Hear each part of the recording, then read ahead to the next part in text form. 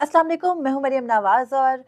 आज 2 जून 2024 है। कल यानी 3 जून 2024 से शुरू होने वाला अदालती हफ्ता बेहद अहमियत का हामिल है। उसकी वजह क्या है, इससे मुतालिक इस व्लॉग में बात करते हैं और साथ ही बात कुछ ये भी करेंगे कि अब पाकिस्तान तहरीक-ए-इंसाफ ने एक फैसला कर लिया है और 2-3 दिनों से जो भी सोशल मीडिया के ऊपर या मीडिया के ऊपर पीटीआई की चीफ जस्टिस काजी फैज़ ईसा को लेकर खबरें चल रही थी, उनकी भी तरदीद सामने आ गई है। तो आइंदा का हफ्ता पीटीआई को लेकर और जो उनके कानूनी महाज पर तमाम तर उनके केसेस चल रहे हैं, उनको लेकर बहुत ही अहमियत का हामिल है। कौन-कौन से केसेस फिक्स्ड हैं, इसके साथ देखते हुए बात करते हैं आइंदा हफ्ते के हवाले से। कल supreme court of Pakistan Tehreek-e-Insaf को या सुन्नी इत्तेहाद काउंसिल को मिलने वाली मखसूस नशिस्तों से मुतालिक केस की समाअत करेगा और इस केस में हमें मालूम है कि चीफ जस्टिस कादी फैज़ ईसा ने फुल कोर्ट बनाया। चीफ जस्टिस कादी फैज़ ईसा ने नहीं बल्कि जजेस कमेटी ने, और अभी भी इस चीज़ के ऊपर क्योंकि सुप्रीम कोर्ट ने कुछ क्लैरिफाई नहीं किया है कि आखिर उनको क्यों ज़रूरत महसूस हुई कि इस केस के अंदर फुल कोर्ट बनाया जाए। इसकी एक वजह यही हो सकती है कि इस नोयत का कोई मुकदमा इससे पहले सुप्रीम कोर्ट ने या किसी भी अदालत ने तय नहीं किया है। अपनी नोयत का पहला मुकदमा है तो उस पर सुप्रीम कोर्ट ने फुल कोर्ट बनाया। फुल कोर्ट बनाना कभी भी एक गलत अमल नहीं होता। ज़ाहिर है उसमें तमाम जजेस की आरा शामिल होती हैं और जो मुकदमा पहले कभी नहीं आया वो वंस फॉर ऑल तय हो जाएगा। एक आईनी बहरान पैदा हुआ ये सुन्नी इत्तेहाद काउंसिल को मखसूस नशिस्तें मिलने के मामले पर, उस पर चाहे इलेक्शन कमीशन का फैसला हो कि वो तमाम नशिस्तें पीटीआई के बजाय बाकी जमातों को अलॉट कर दी जाएं या पेशावर हाई कोर्ट का फैसला हो, मसला अपनी जगह कायम है कि अगर कोई सियासी जमात चाहे वो सुप्रीम कोर्ट के बल्ले के इंतखाबी निशान वाले फैसले से ही डिसफ्रेंचाइज हो गई थी इंतखाबात से पहले और फिर इंतखाबात में एक अपने सिंबल के ज़रिए नहीं वो शामिल हो सके, हिस्सा ले सके इंतखाबात में। किसी ने गाजर से, किसी ने मूली से, कोई अजीब-ओ-गरीब किस्म का घोड़ा और घड़ी जैसे इंतखाबी निशान थे पीटीआई के तमाम उम्मीदवारों के, वो बड़ी तादाद में सीटें ले गए। अभी फॉर्म 45, फॉर्म 47 वाले तनाज़ात अपनी जगह हैं, लेकिन फिर भी 82 नशिस्तें कौमी असम्बली में पीटीआई ने जीती हैं। तो उन 82 नशिस्तों के तनासुब से क्या पाकिस्तान तहरीक-ए-इंसाफ को या सुन्नी इत्तेहाद काउंसिल को, जो जमात उन्होंने बाद में ज्वाइन कर ली, उसको मखसूस नशिस्तें मिलनी चाहिए या नहीं मिलनी चाहिए? और अगर उनको नहीं मिल रही कि उन्होंने इंतखाबात से पहले जो तरीक़ेकार था इलेक्शन एक्ट के तहत उसको पूरा नहीं किया, तो फिर ये मखसूस नशिस्तें क्या बाकी सियासी जमातों में बाँट देनी चाहिए या नहीं देनी चाहिए? ये इलेक्शन कमीशन का फैसला कैसे दुरुस्त है और आइन इससे मुतालिक खामोश है, तो सुप्रीम कोर्ट इस पर क्या फैसला करे, ये बैठकर कल जजेस ने देखना है। और अब देखना ये है कि क्या पाकिस्तान तहरीक-ए-इंसाफ ने जो फैसला किया है, असूली फैसला है और अच्छा फैसला है कि वो चीफ जस्टिस कादी फैज़ ईसा या किसी भी जज के ऊपर एतराज़ नहीं उठा रहे, जबकि 2 दिन से बार-बार ये बात हो रही थी सोशल मीडिया के ऊपर भी और मीडिया पर भी कल एक खबर चली जिसकी तरदीद जो एडवोकेट जनरल केपी हैं उन्होंने की कि उनका कोई इरादा नहीं है चीफ जस्टिस कादी फैज़ ईसा समेत किसी भी जज के ऊपर एतराज़ करने का, क्योंकि अमूमी तौर पर मुकदमात में जो साइलीन होते हैं वो इतने अहम तरीन मुकदमे में यही मुतालबा किया करते हैं कि फुल कोर्ट बना दीजिए, जिसमें आइनी सवालात ने तय होना है। तो जब अब फुल कोर्ट बन रहा है तो उसमें ज़ाहिर है कि चीफ जस्टिस कादी फैज़ ईसा की राय तो हावी नहीं होगी, बाकी तमाम जजेस की राय भी होगी। और अब ये भी तय होगा, मैंने पहले भी इससे मुतालिक बात की थी कि ये फुल कोर्ट सिर्फ ये तय नहीं करेगा कि पीटीआई को मखसूस नशिस्तें मिलनी चाहिए, नहीं मिलनी चाहिए तो बाकी सियासी जमातों को मिलनी चाहिए या नहीं मिलनी चाहिए, खाली रहेंगी या क्या होगा, कानून साजी के लिए मामला वापस पार्लियामेंट को भेजा जाएगा, बल्कि ये फुल कोर्ट ये भी तय करेगा कि जो मेजॉरिटी जजेस हैं वो किस तरफ खड़े हैं। क्या वो बल्ले के इंतखाबी निशान की तौसीक के फैसले की तौसीक कर रहे हैं या फिर वो एक असूल के ऊपर खड़े हैं कि एक या तो एक सियासी जमात को इंतखाबात से पहले ही इस तरीके से डिसफ्रेंचाइज नहीं होना चाहिए था एक इंट्रा पार्टी इलेक्शन के मामले पर, या फिर उनको इंतखाबात के बाद अगर ऐसी किसी बुहरानी सिचुएशन का सामना है तो उसको सुप्रीम कोर्ट ऑफ पाकिस्तान हल करके उनका जो भी मुतनासिब नुमाइंदगी का हक है, जो भी उन्होंने अवाम ने उन्हें मुंतखब करके भेजा है वो उनको दे दे। इस असूल के ऊपर कल समात होनी है, फुल कोर्ट करेगा चीफ जस्टिस कादी फैज़ ईसा की सरबराही में, 13 रुकनी फुल कोर्ट है तो इसकी समात कल होगी, आपके सामने रखूंगी। उसके अलावा सुप्रीम कोर्ट के साथ कल हाई कोर्ट में, इस्लामाबाद हाई कोर्ट में साइफर केस की समात है। इमरान खान और शाह महमूद कुरैशी की जमानत का ये केस है और मुमकिन तौर पर अगर इस्लामाबाद हाई कोर्ट अपने कहे पिछले ऑर्डर के मुताबिक चलती है तो फिर कल ये केस कंक्लूड हो जाएगा और मुमकिन तौर पर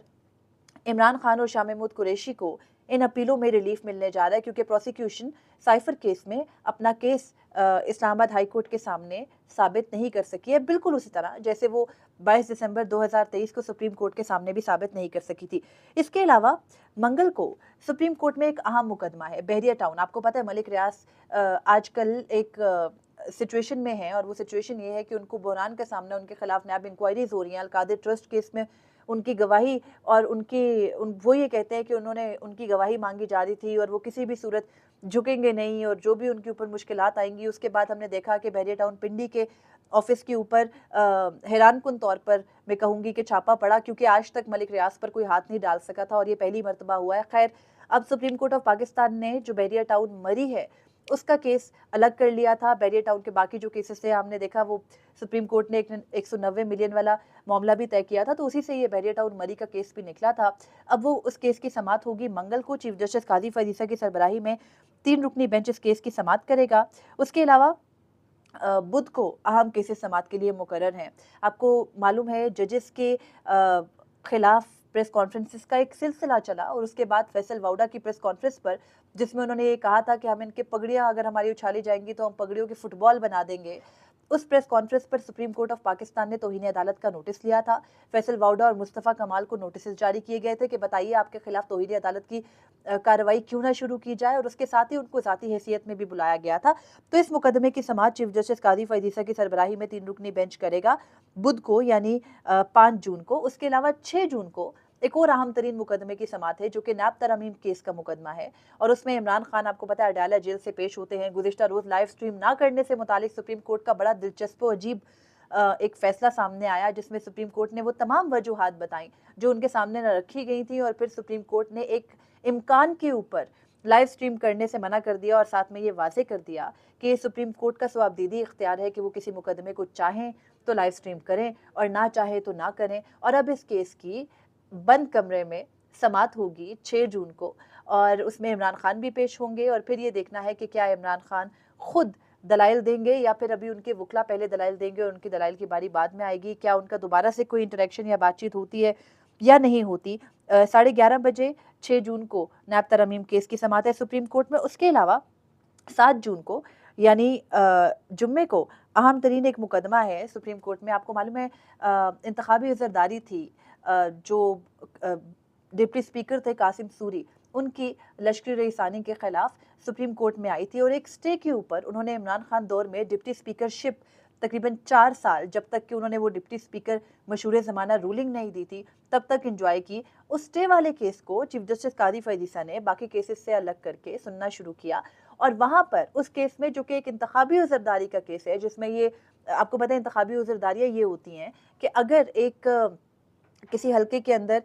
एक फरीक ने ज़्यादा वोट लिए, दूसरे ने कम लिए, रीपोलिंग रीकाउंटिंग का सा मसला था लश्करी रईसानी और कासिम सूरी के बीच में, क्वेटा के जिस हलके से वो जीत के आते हैं वहाँ का। और उस मुकदमे में चीफ जस्टिस काजी फैज ईसा ने कासिम सूरी को ज़ाती हैसियत में बुलाया। 2 समातें ऐसी गुजर चुकी हैं जिनमें उनको ज़ाती हैसियत का दोबारा से नोटिस किया गया, लेकिन वो पेश नहीं हुए हैं, और अभी भी पिछली समात पर भी उनके फैमिली की जानिब से ये बताया गया था, उनके वकील की जानिब से, कि वो मफरूर हैं और उनका कुछ अता पता नहीं है। तो अब ये देखना है कि क्या जुम्मे को वो दोबारा पेश होते हैं, और अगर वो पेश नहीं होते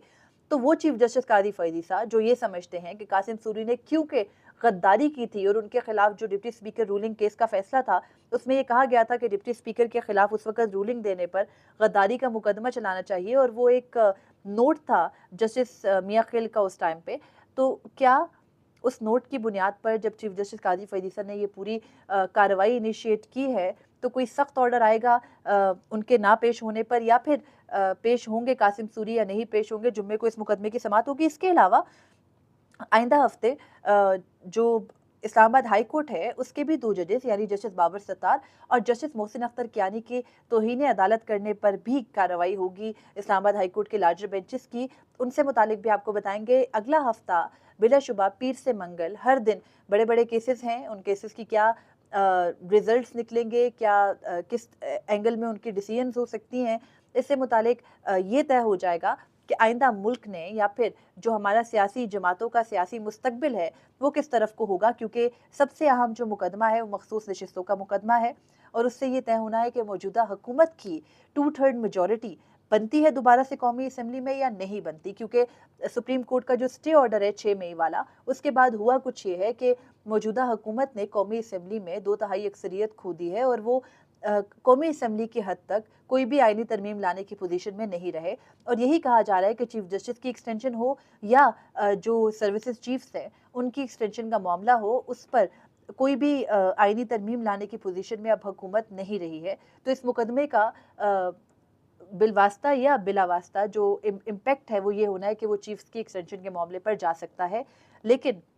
मौजूदा चीफ जस्टिस काजी फईद ईसा ने खुद एक खबर के मुताबिक एक्सटेंशन लेने में कोई दिलचस्पी जाहिर नहीं की। तो फिर इस मुकदमे में उनका बैठना या ना बैठना शायद इतना फ़र्क ना लाए, लेकिन जिस मुकदमे के असरात आप पर किसी भी तरह से हो सकते हैं, उससे उनको एतराज़ बरतना चाहिए था। लेकिन बहरहाल फुल कोर्ट बैठकर इस मसले को सुन रहा है, इसको वंस फॉर ऑल सेटल होना है, आइन में इस पे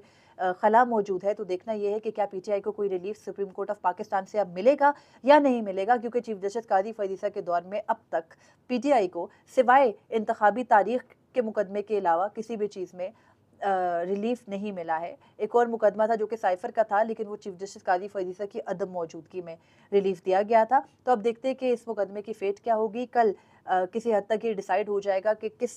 तरफ को चल रही है सुप्रीम कोर्ट, लेकिन इसने लटकना है क्योंकि अगला हफ्ता है और फिर उससे अगला हफ्ता शायद अदालत का है। ईद के बाद अदालती छुट्टियां होंगी, उसमें जजेस अवेलेबल होते हैं फुल कोर्ट के, नहीं होते, ये एक अलग सवाल है। और फिर सितंबर में जाके कहीं दोबारा सुप्रीम कोर्ट ने इकट्ठे होना है और फिर जाके डिसाइड होगा। तो आईनी तरमीम का मामला हो या 2/3 अक्सरियत का, लटकता ही नजर आ रहा है। और इसके साथ ही अवामी मुकदमात भी बड़ी तादाद में मुतासिर होंगे, जो कि एक तशवीशनाक अमर है। और इसको सुप्रीम कोर्ट को सोचना चाहिए कि उनके